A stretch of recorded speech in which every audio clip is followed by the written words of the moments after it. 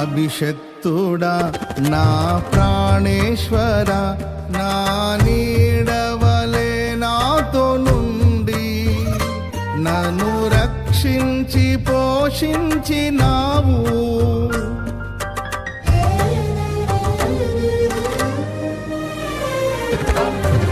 నేనెన్నడు నాకై ఆశించని నీ దీవెనలతో తృప్తి పరచి